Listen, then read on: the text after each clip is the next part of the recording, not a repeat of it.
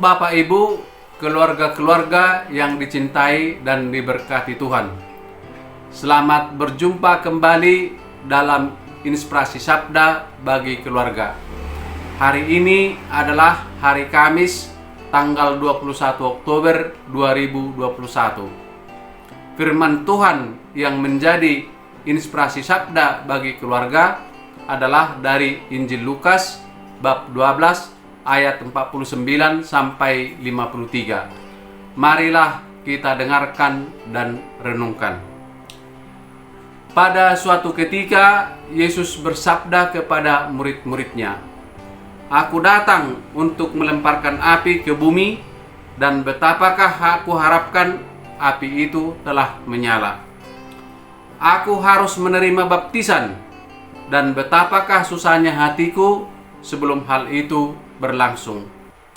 Kamu menyangka bahwa aku datang untuk membawa damai di atas bumi? Bukan, kataku kepadamu, bukan membawa damai, melainkan pertentangan.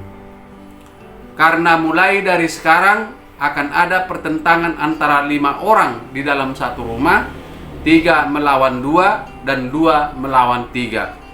Mereka akan saling bertentangan, ayah melawan anaknya laki-laki, dan anak laki-laki melawan ayahnya. Ibu melawan anaknya perempuan, dan anak perempuan melawan ibunya.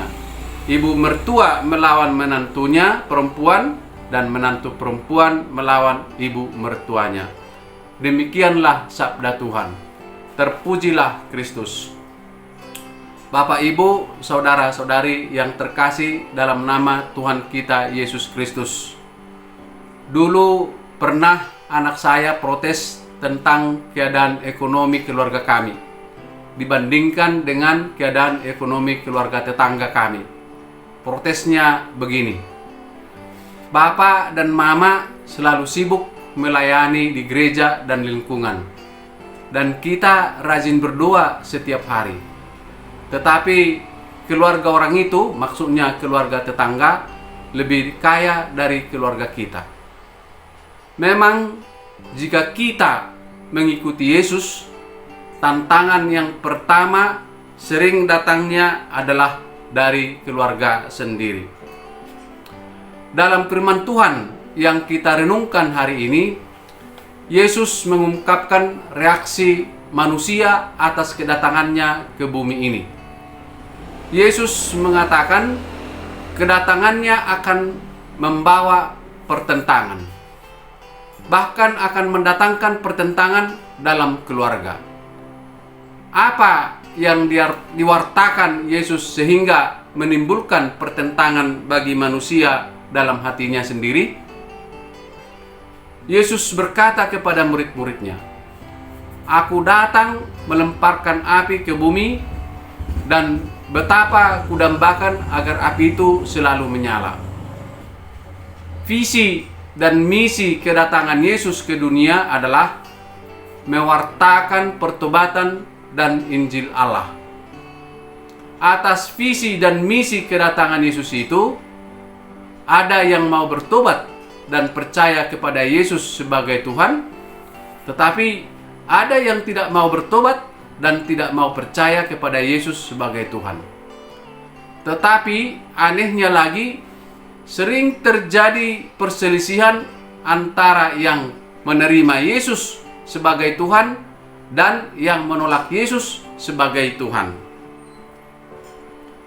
Bapak, Ibu, saudara-saudari yang terkasih, Rasul Paulus menjelaskan pertobatan itu sangat sulit karena manusia sudah menjadi hamba dosa. Tapi orang yang percaya kepada Yesus sudah ditebus dan dibebaskan dari perhambaan dosa. Namun bukan berarti bahwa setan tinggal diam.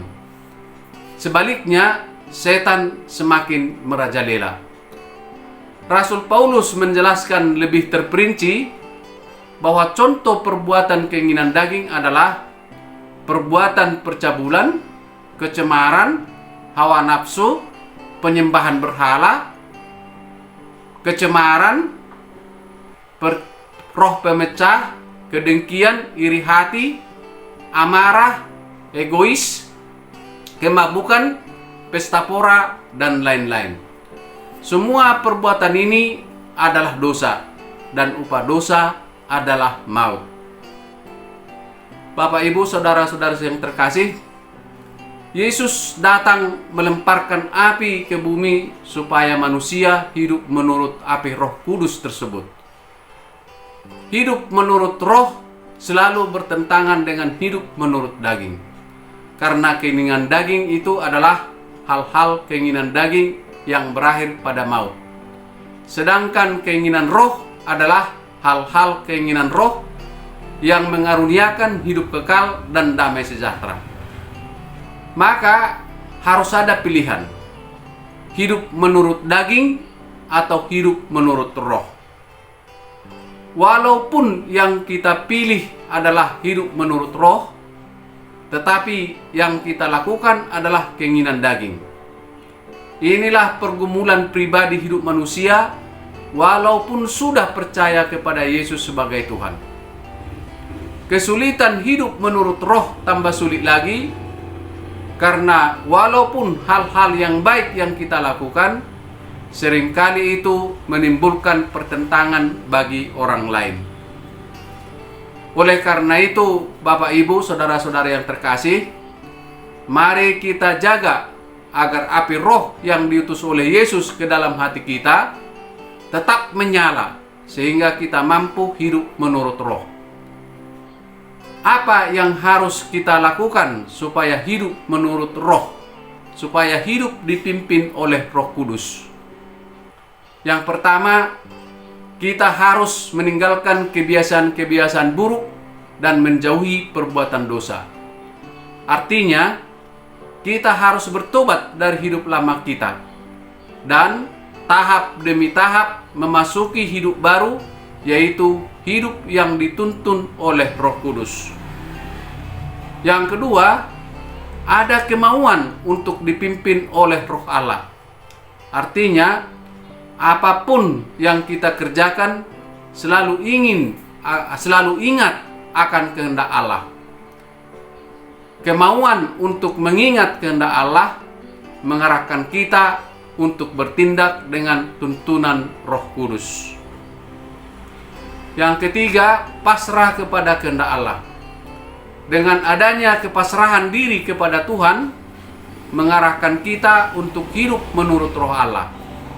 Tantangan dan kesulitan akan selalu ada dalam hidup kita di dunia ini, tetapi selalu menyerahkan diri kepada rencana Allah. Yang keempat, membaca kitab suci. Dengan membaca kitab suci, kita dapat mempelajari dan merenungkan apa yang menjadi kehendak Allah dan apa janji-janji Tuhan kepada kita. Kita merenungkan firman Tuhan bukan hanya dengan akal budi, tetapi dengan segenap hati dan jiwa kita. Memohon Roh Kudus untuk menjadi pembimbing kita. Memang Roh Kudus diutus untuk membimbing kita, tetapi kita harus memohon Roh Kudus itu supaya datang menjadi pembimbing kita. Semoga perjuangan kita terus-menerus sehingga kita berhasil meninggalkan keinginan daging dan kita dimenangkan untuk hidup menurut roh. Hidup menurut roh menuntun kita kepada kekudusan, karena buah-buah dari roh adalah kasih, sukacita, damai sejahtera, kesabaran, kemurahan, kebaikan, kesetiaan, kelemah lembutan, dan penguasaan diri. Semua hal ini adalah karakter yang harus kita hidupi walau apapun yang terjadi, walaupun apapun rintangannya. Karena dengan memiliki karakter seperti itu, kita akan memperoleh karunia hidup kekal dan damai sejahtera. Amin. Dalam nama Bapa dan Putra dan Roh Kudus. Amin.